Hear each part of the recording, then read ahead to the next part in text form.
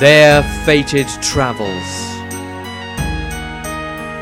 Chapter 21.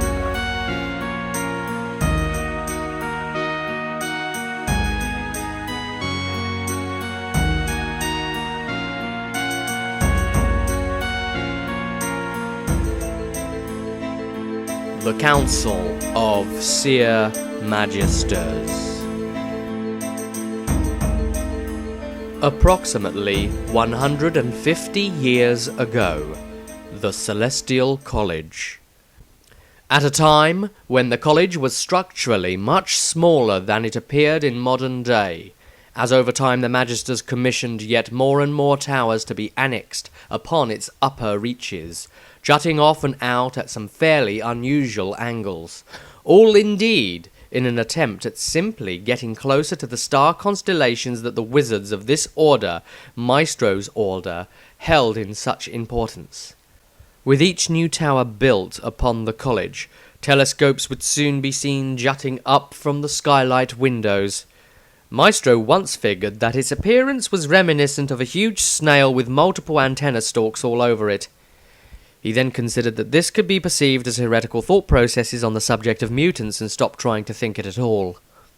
But back then, around a century and a half ago, inside the old college, down the passages and halls, past various secretly hidden doors, deep down within the sub-basement of a sub-basement level, was a secret chamber. Clandestine meetings would take place here, attended by only the highest-ranking and trusted magisters of the order, who formed the Seer Council. In these early days of the college's foundation, the council was seen as an extra protective element to mankind, attempting to gather their future sight abilities in one place and divining the probable outcome of the future. This was done first as an attempt at deciding what elements of the college's structure should be and should not be built into the future if it was divined by the council that a new tower would crumble and fall or bring about some terrible mishap, perhaps someone important accidentally falling to their death from an upper window, then invariably the construction of any new tower or architecture there would be halted. That is obviously a rogue magister coming to meet them, but they appear to suspect anyway. What happens next? Council Magister Artweeb stared at Council Magister Viez, for he was becoming a little too excited by the happenings of his string of future vision. Master Viez looked around and saw the expressions of the other Council Magisters looking at him sternly. He shifted uneasily, suddenly looking small in his great oak and metal clasp-bound chair, a style that was replicated around the council chamber for each member to sit there posterior upon. That's when they weren't suddenly standing, convulsing, or doing some other strange physical action as a result of a particularly strenuous portent. Council Magister Artweeb then spoke. It doesn't matter what happens next. We are at present concerned about more important things, Councillor. They had gathered within the chamber tonight to view the matter of Altdorf and Null's potential destruction from a flood a long time away in the future, weighing up whether the actions of a human called Felix Jaeger and a dwarf slayer named Gottrek Gurnison would be enough to stop this disastrous possibility. They fixed their attentions together upon a large azure blue crystal, 24 feet tall. This was placed in the centre of the chamber so that they could use it as a focal point in attempting to divine together for more accurate results.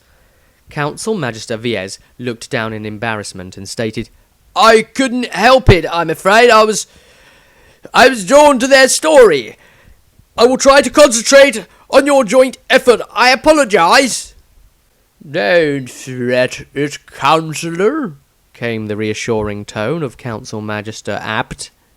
Its scheme doesn't pay off anyway. The others don't fall for it. That much I saw. Suddenly all eyes were upon the new speaker, sterner still in their reprimanding glance. Wonderful, started Magister Artweeb. Another one. It's becoming infectious, is it? This story, this thread of future? The other magisters shuffled and looked around nervously. One of their most senior members, Council Magister Erlichman, a wizard with a long white beard that would garner the respect of any dwarf, spoke up. I think none of us can deny, as much as we would like to, that there is something of their story pulling us all towards it. I can see it in your mind's eyes, all of you, that you have seen elements of their travels in your visions. The fact that this particular string of fate is coming to the fore is perhaps too much of a concurrence to ignore. The other members of the congregation solemnly nodded their heads in agreement. Well, that does it then, retorted Magister Artweeb. It looks like the fate of Altdorf and Nuln will rest solely in the hands of Gottrek and Felix. May the Emperor preserve us. Artweeb then took a good look around at the chamber, and at the other magisters whose eyes were now fixed upon him, a look of hope in them as they waited for him to continue speaking. This compelled him to continue. Then we must investigate why this silly string of fate is coming to all of our attentions, if only to keep it from deterring our real work, safeguarding the timelines before us. Council Magister Viez spoke again. From that which I have seen of the strings of fate that the other honourable magisters presented, we have witnessed, it seems, that there is one person within this group who continually ties events together. Maestro Raphael Elefesion, spoke the always uncompromising Tobias. In the flesh, corrected Maestro. Yes, always with the title, isn't it, you silly fool of a wizard? Came the halfling's response. If you were to simply focus your etheric senses upon it, you would find that all is not as it seems. I am a halfling with no magical senses whatsoever, and even I can tell that this item is not simply mundane. With that, Tobias sighed in frustration. Maestro stared again at the looted item they had procured, dropped from the demon when it had attacked them in the tavern moments ago. They had opened a letter intended for the group and delivered by courier, and upon doing so, the demon had appeared. There had been a mad scramble inside the Two-Headed Goose Tavern of Altdorf, much to the dismay of the barkeep after Maestro and his companions had shown up again and caused yet more trouble for his patrons and staff. But all of that now brought us to this moment, with Maestro looking down into a scabbard filled with water. He sloshed it around a bit and peered deep into it. He gave it a smell and then made to drink some before Tobias grabbed his arm and began once more with his chastising tone. Don't drink it, Maestro! That's the wrong way to test it! Maestro raised a finger as if having a thought. Yes, you're quite right. The wizard then took the empty hilt he had held in his other hand and placed it back where he'd found it, back atop the scabbard. He focused his thoughts on the idea that there should be a sword inside it. He focused magic into his hands and held that idea as a concrete thought, as a fact. Surely the water had to be magical, had to be a weapon. Yes, that was it. Suddenly, as Maestro pulled the hilt out again, the water was no longer inside the scabbard. It had attached itself to the hilt, into the shape of a sword. Tobias and the others stared in disbelief, but then realized it was happening to Maestro and that anything was possible. The wizard closed his eyes as he listened to the magical resonance coming from the gushing water that swirled around inside the sword's bladed shape. Suddenly Maestro spoke. Its name is River's Edge. I can feel a presence within it. It is relieved to be free. Tobias nodded with satisfaction. Good. Now you have it. Most magical weapons have a presence within them, a will of some sort. Only those gifted in the magical arts stand a chance of hearing them, and only their true masters will be able to understand them. That you know this much already is a very good sign, Maestro. It suggests that you should keep this weapon as your own. Congratulations! 150 years ago, the Celestial College. Council Magister Artweeb spoke. Well then, it seems that their many investigations will lead them to the College of Light. The dagger artifact they sought lies there.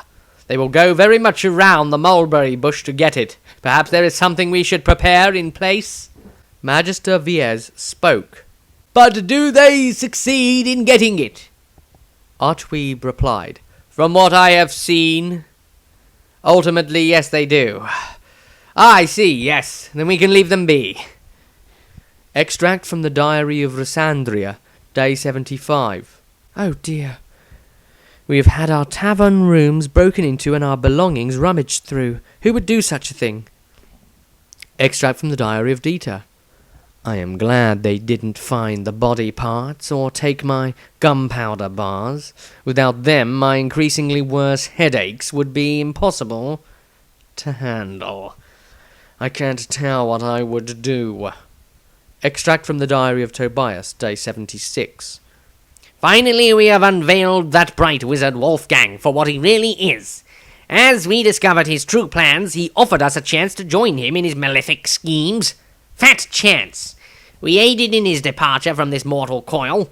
May Sigmar protect his soul, though I doubt Sigmar could, for the man in question was chaos corrupted." Extract from the Diary of Dieter, Day 77. "Well then, who should we run into but our old problematic friend, Malvanius, Altdorf's Iron Tower witch hunter captain. Such a displeasure to see him again. I can never tell if he wants to arrest me or recruit me.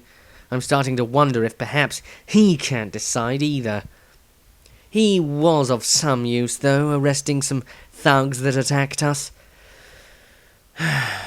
It was made to look like a petty mugging. We, of course, knew different.